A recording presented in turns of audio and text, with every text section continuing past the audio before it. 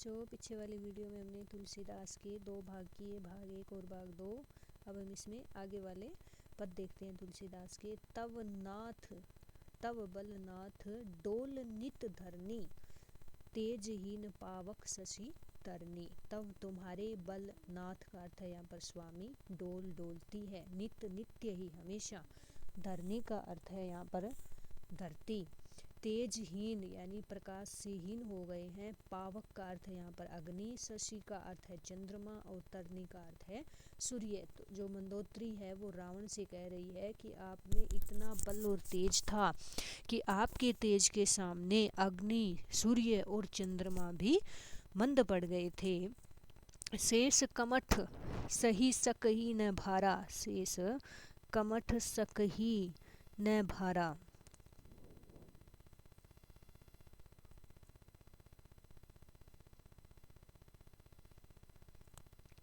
शेष कमठ सही सकही न भारा, तो धरती के भारवाहक कहे जाने वाले शेष नाग और जो कछुआ है वो भी आपके भार को सहन करने में समर्थ नहीं थे। 100 तनु भूमि पर ही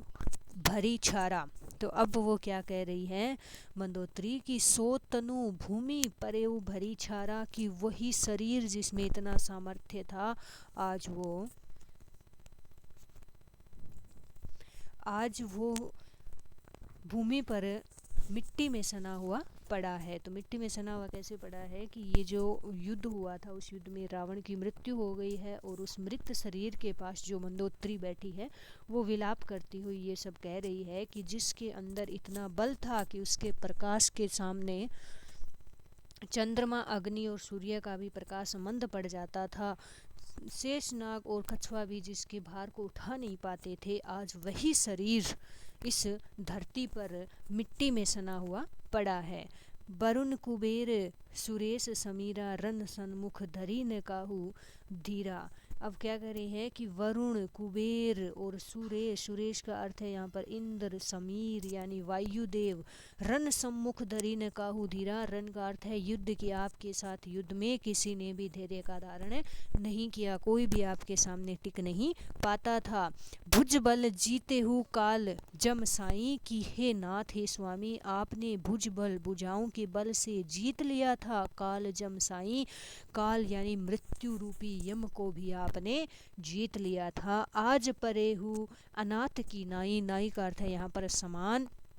कि आज आप अनाथ की तरह यहाँ पर पड़े हुए हैं। जग विदित तुम्हारी प्रभुताई, प्रभुताई का अर्थ है यहाँ पर प्रभुत्व, जगत का अर्थ है संसार, विदित का अर्थ है जानता है, कि यह संपूर्ण संसार तुम्हारे प्रभुत्व को जानता है। सुत परिजन बल बरनी न जाई, सुत परिजन, सुत का अर्थ है पुत्र, परिजन यानी आपके परिवार के लोग, आपके पुत्र और आपके परिवार के लोगों के बल का तो वर्णन ही नहीं किया जा सकता, इतने बलशाली परिवार से थे आप। राम विमुख उस हाल तुम्हारा, रहा न को कुल रोविन हारा, राम विमुख, विमुख का अर्थ होता है विद्रोह में, राम से विमुख होने पर, राम का विद्रोह करने के कारण आज ये तुम्हारा हाल हो गया है। रहा न को, कोई नहीं रहा, कुल तुम्हारे कुल में, रोव निहारा, तुम्हारे पीछे रोने वाला भी तुम्हारे कुल में कोई शेष नहीं बचा है, अर्थात सारा जो राक्षस वंश है वो समाप्त हो गया है, और यह सब इसलिए हुआ है कि आपने राम का विरोध किया था। तब बस विधि प्रपंच सब नाथा, सभ्य दिसिप नित नावही माथा, कि तुम्हारे बस में, कि हे नाथ तुम्हारे बस में तो ये संपूर्ण जो सृष्टि थी, सभ्य दिसिप नीति नावही माथा, कि तुम्हारे भय से तो जो दिशाओं के रक्षक है वो स्वयं तुम्हारे आगे सर झुकाते थे। अब तव सिर भुज जम्बुक खाई, जम्बुक का अर्थ है यहाँ पर सियार या गीदड़, की अब उसी सिर को, जिस सर के सामने बड़े बड़े योद्धा अपना सर झुकाते थे, आज वही सिर जो है वो धरती पर मिट्टी में सना हुआ पड़ा है, और इस सर को अब जो सियार हैं, जो गिद्दड़ हैं, वो नोच खाएंगे।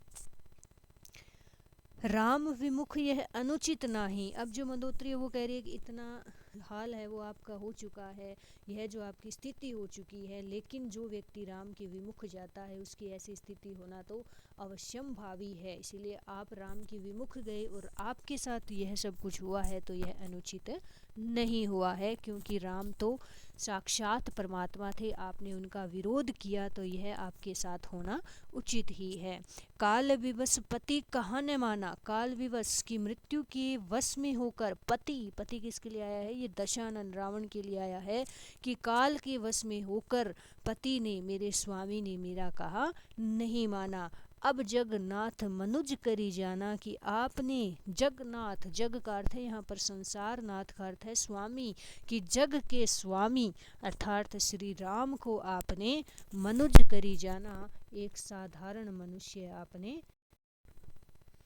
आगे देखिए, जान्यो मनुज करी दनुज कानन दहन पावक हरि स्वयं, जेहि नमत शिव ब्रह्मादि सुर पिय भजहु नहीं करुणा में, आ जन्म ते पर द्रोह रत पाप ओघ में तव तनु अयम। जान्यो मनुज करी, कि आपने जिस राम को एक साधारण मनुष्य जानकर, कानन दहन पावक हरि स्वयं की संपूर्ण आपका जो वन था वो जल गया, जे ही नमत, जिसको नमन करते हैं, जिसके आगे सिर झुकाते हैं, शिव ब्रह्मा इंद्र यानी समस्त देवता जिसके सामने सिर नवाते हैं, उस करुणा में प्रभु के आपने है वो वचन नहीं किया। आ जन्म ते पर द्रोह ओघ में तव तनु अयम, कि आज जन्म थे पूर्ण जन्म आपने क्या किया, दूसरों का विद्रोह किया, आपका जो घड़ा है वो पाप से भर चुका था। तुम हो दियो निज धाम राम नमामि ब्रह्म नीरा मैं, कि उस इतना सब कुछ आपने किया फिर भी उस श्री राम ने जो दया से परिपूर्ण है, उन्होंने अपना धाम यानी अपना जो मोक्ष है वो तुम्हें प्रदान किया है।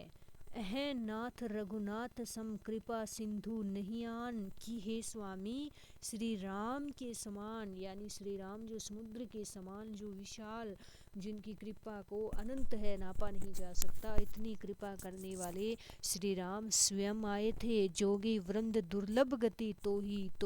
दिन ही भगवान की जो योगी, जोगी का अर्थ है यहाँ पर योगी यानी योगी सन्यासी, जो वर्षों तक तपस्या करके भी जिस गति को प्राप्त नहीं कर पाते, उनके लिए वो गति है वो दुर्लभ रहती है। यानी दूर का अर्थ है रहित, लाभ का अर्थ है लाभ यानी जो मिलने से उनको रहित रहती है, उस गति को श्री राम ने स्वयं आपके पास आकर उसे आपको दे दिया है।